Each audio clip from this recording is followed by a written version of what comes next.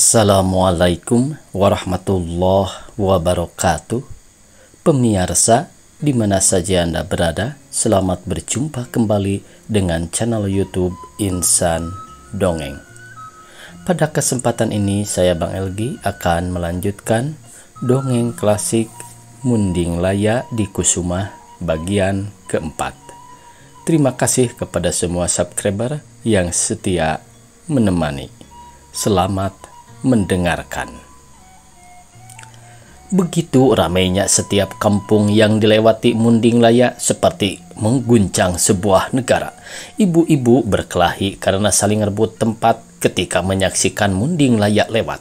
Janda-janda saling lempar sendok nasi karena merasa paling pantas untuk sang pangeran. Gadis-gadis mabuk cinta berharap-harap disapa dan diajak menikah oleh Munding Laya. Bahkan nenek-nenek yang memakan sirih tak berkedip menatap Munding Laya, lupa sirihnya tertelan. Setelah melewati hambatan para wanita itu, sampailah rombongan Munding Laya di pemandian khusus keluarga raja.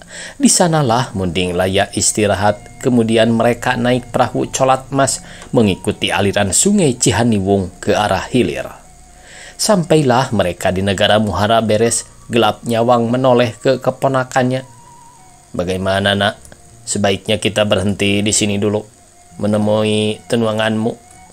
Munding Laya yang merasa belum siap bertemu Dewi Asri tak menjawab. Jantungnya berdetak lebih kencang, entah apa sebabnya, tetapi menyia-nyiakan pertemuan ini akan membuatnya penasaran, bahkan mungkin akan mengganggu konsentrasinya mendapatkan layang-layang kencana.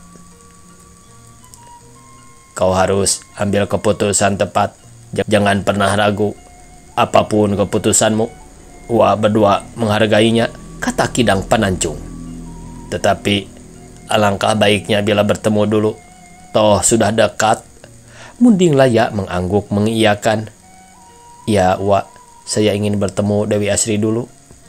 Kedua waknya membiarkan Munding Laya menempuh perjalanan ke pusat kerajaan sendirian.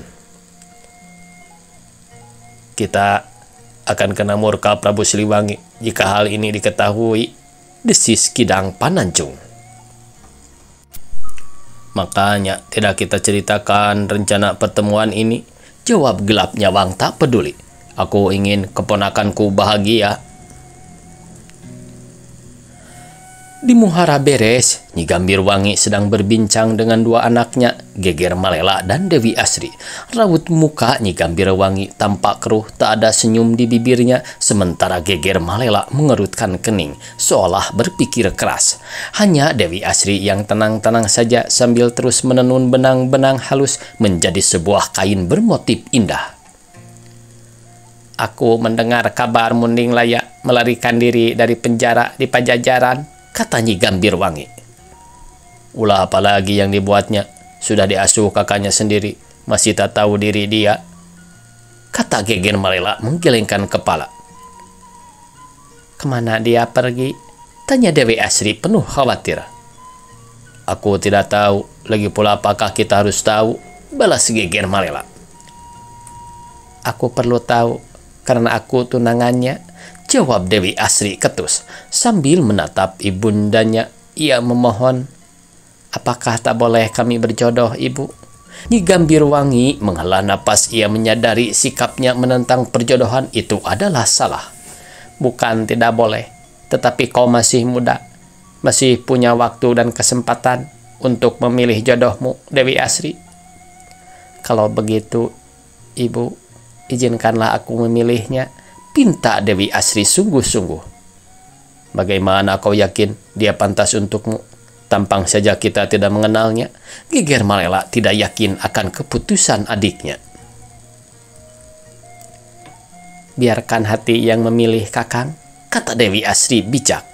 Geger Malela malas meneruskan obrolan itu dan beranjak pergi. "Lagi pula kau yang menjodohkan aku," sindir Dewi Asri tenang, tapi membuat Geger Malela serba salah, buru-buru pergi. "Apakah ibunda keberatan dengan perjodohan ini?" kejar Dewi Asri. Nyi Gambir Wangi menghela napas. Sebenarnya dulu aku telah membuat sebuah kesalahan yang membuat Prabu Siliwangi murka. Untungnya mereka tidak pernah menyerang kerajaan kita. Kesalahan apa itu, Ibunda? Bahwa aku menolak perjodohan itu dan caraku tidak elegan, tidak sesuai sebagai pemerintah kerajaan. Tiba-tiba pembicaraan mereka terputus oleh kedatangan punggawa yang menyembah hormat dan melapor adanya tamu yang datang dari Gunung Gumuruh. Gunung Gumuruh? Gambirwangi menatap Dewi Asri, menebak siapa gerangan yang datang. Suruh dia menghadap, kata Nyi Gambirwangi sambil duduk bersiap menerima kedatangan tamu resmi. Dewi Asri duduk menunduk resmi. Dewi Asri duduk menunduk di sisi kiri ibundanya, jari-jarinya berhenti menenun karena hatinya sedang gelisah, jantungnya berdetak lebih cepat, membuat keringat dingin menetes di lengannya. Salam sembah dari hamba, Nyi Ratu Gambirwangi. Suara empuk itu mengalir lancar, seraut wajah tampan tersenyum menunduk penuh hormat. Nyi Gambirwangi terkejut. Ya, ku terima sembahmu. Siapa kau, anak ganteng? Munding Laya tersenyum. Hamba Munding Laya di Kusuma. Nyi Gambirwangi lebih terkejut dan berdiri menatap Munding Laya lebih seksama. Gambirwangi kini berhadapan dengan calon menantunya yang gagah dan berwibawa. Dalam hatinya menakar, apakah pantas Munding Laya bersanding dengan anaknya? Tak kalah kagetnya, Dewi Asri menoleh dan menatap sosok calon suaminya. Tetapi ketika Munding Laya berbalik menatapnya, Dewi Asri mengalihkan pandangan dan menunduk dengan pipinya merona merah. Tangannya sibuk merapikan benang tenunan, segaris senyum tersungging di bibirnya. Kini terjawab sudah figur calon suaminya yang selama ini hanya ada dalam bayangan. Maafkan hamba, Nyi Gambirwangi dan Dewi Asri. Kedatangan hamba kali ini hanyalah untuk mengenalkan diri pada Paduka Ratu dan Nyai Dewi Asri. Kemudian hamba memohon doa restu karena beroleh tugas sangat berat. Hamba berharap dengan doa itu akan dapat melaksanakan perintah dengan baik dan hati pun tenang. Jantung Munding Laya pun berdetak cepat. Ia pun yakin dengan jodoh yang diberikan kepadanya, Dewi Asri. Sekali pertemuan sudah cukup kiranya untuk meyakinkan dirinya sendiri mengenai sosok Dewi Asri. Hanya itu? Tanya Gambirwangi setengah menguji calon menantunya. Selain itu, hamba ingin mengenal lebih jauh tentang pribadi calon istri saya, Dewi Asri. Nyi Gambirwangi menoleh kepada Dewi Asri. Kau sediakan pelengkapan makan sirih untuk menyambut tamu istimewa kita. Dewi Asri dengan patuh undur diri. Nyi Gambirwangi tersenyum ke Munding Laya. Menjadi suaminya berarti kamu harus berjanji tidak akan menyakiti badan dan hatinya. Ya Paduka, saya akan menjaganya, janji Munding Laya. Kapan kau selesai dengan tugasmu? Selidik Nyi Gambirwangi. Saya belum tahu Paduka, jawab Munding Laya membuat kening Gambirwangi berkerut. Jadi, Dewi Asri, kau minta menunggu hingga kau kembali, begitu? Setidaknya perlu waktu untuk mencari layang-layang kencana yang ada di langit 7. Selesai urusan itu, saya akan meminang Dewi Asri, kata Munding Laya dengan tenang. Tapi raut muka Gambirwangi menampakkan ketidaksetujuan. Dalam hatinya yang semula yakin, kini agak ragu untuk menyerahkan Dewi Asri menjadi istri Munding Laya. Silahkan Kakang Mas. Tiba-tiba Dewi Asri datang membawa perlengkapan untuk makan sirih, lalu meletakkan dan menatanya di atas meja di hadapan Munding Laya. Munding Laya memakan sirih sebagai penghormatan kepada tuan rumah. Sambil meladeni pembicaraan Gambirwangi yang mempertanyakan mengapa harus Munding Laya yang mengambilnya, mengapa bukan orang lain. Juga apakah Munding Laya siap dengan tantangan yang bakal ditemuinya di langit 7. Munding Laya meyakinkan Gambirwangi dialah orang yang tepat untuk mengambil layang-layang kencana, karena ia tidak punya maksud merebut layang-layang itu dan hanya berniat membahagiakan orang tuanya. Dalam hatinya, Gambirwangi mengakui kearifan calon menantunya itu. Beberapa saat kemudian Munding Laya berpamitan, "Doakan saja Nyi Gambirwangi dan Nyai Dewi Asri agar saya selamat dan berhasil." "Ya, Kakang Mas, saya akan mendoakannya." Munding Laya menyembah hormat pada Nyi Gambirwangi yang juga dibalas anggukan.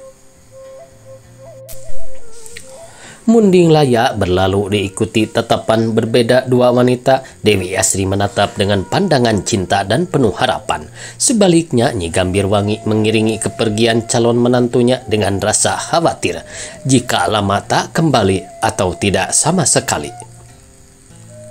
Munding Laya kembali menyusuri Sungai Cihaniwung bersama uaknya Gelap Nyawang dan Kidang Pananjung. Sepanjang perjalanan ia lebih banyak diam. Ada sesuatu yang berbeda kini, seperti yang ditangkap mata uaknya.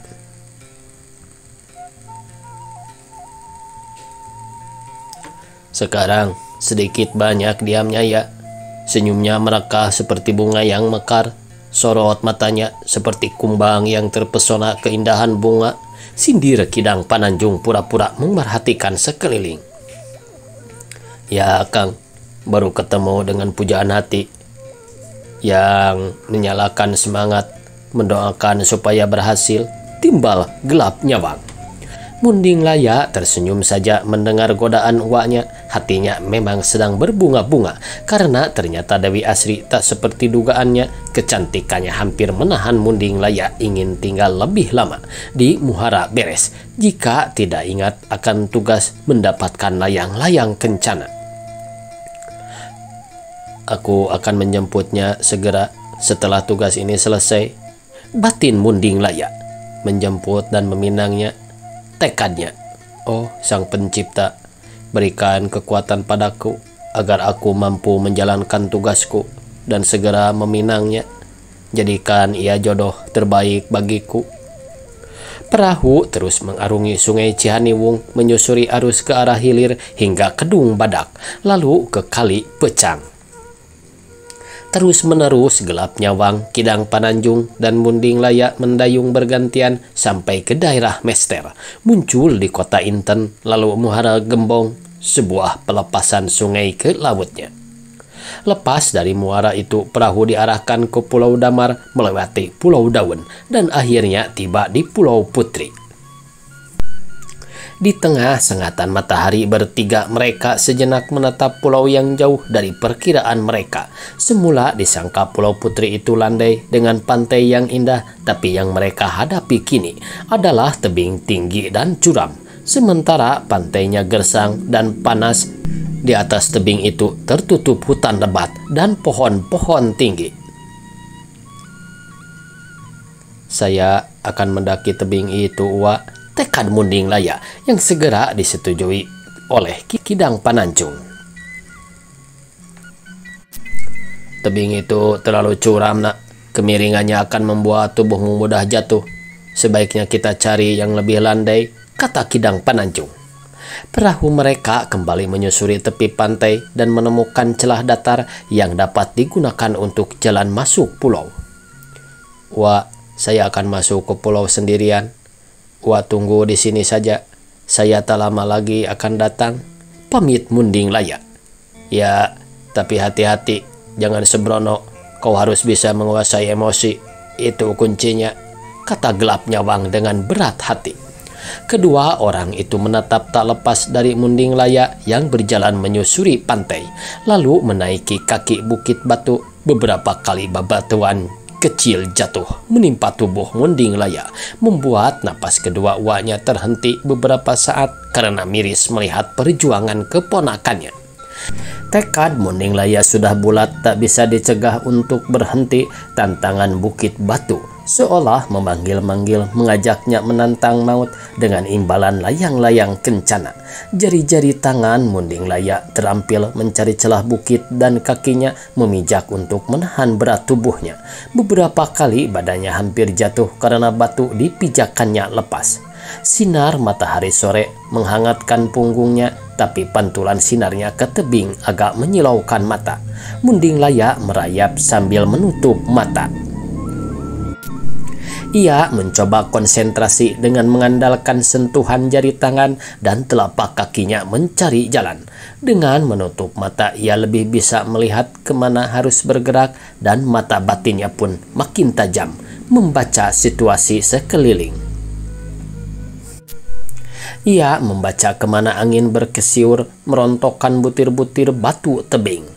Bahkan suara burung-burung yang terbang pulang ke sarang terdengar jelas dalam gelap mata. 3 tahun terpenjara tanpa pernah keluar memaksa nalurinya terlatih untuk peka terhadap gerakan tiba-tiba. Kegelapan di Boi membuatnya bekerja keras, mengasah seluruh indera. Saat itu ia tak memiliki kegiatan lain kecuali meditasi dan olah kanuragan. Ia merasa beruntung sebelum peristiwa di penjara itu punya kesempatan berguru langsung pada guru gantangan, ayah angkatnya, yang juga menimba ilmu dari Prabu Siliwangi, ayah kandung Munding Laya.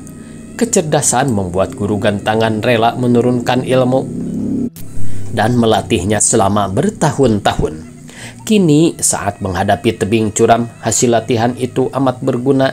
Ia merayap pelan tapi pasti seiring matahari yang tenggelam. Tak sampai malam ia telah mencapai puncak dan menemui hutan lebat berbatas pohon-pohon besar. Ia menengok ke arah gelap nyawang dan Kidang Pananjung menunggu, tapi hanya tampak perahu mereka tertambat di batu pantai. Munding Laya mengira-ngira di mana kedua uaknya berada dengan menggunakan kekuatan pikiran. Tak diketahui Munding Laya kedua uaknya tengah bermeditasi mendoakan langkahnya.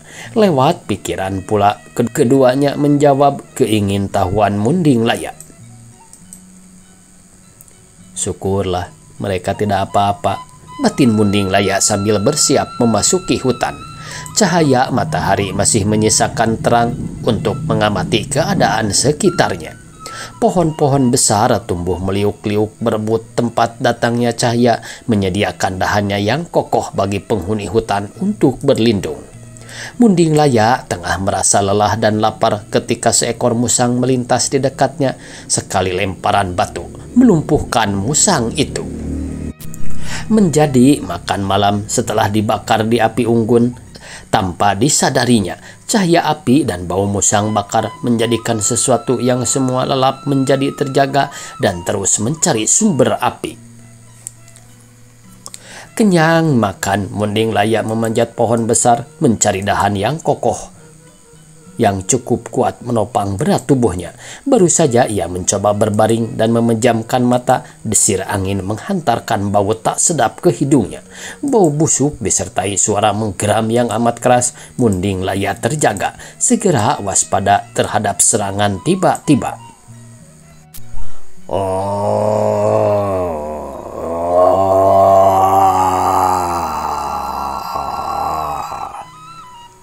Suara itu terdengar lagi seolah mengepung dari segala penjuru. Munding Laya turun dari pohon, berdiri tegak melihat ke sekeliling. Tak ada yang berubah, tak ada yang aneh, tetapi tatkala mendongak, ia hampir tak percaya pada pemandangan di depannya.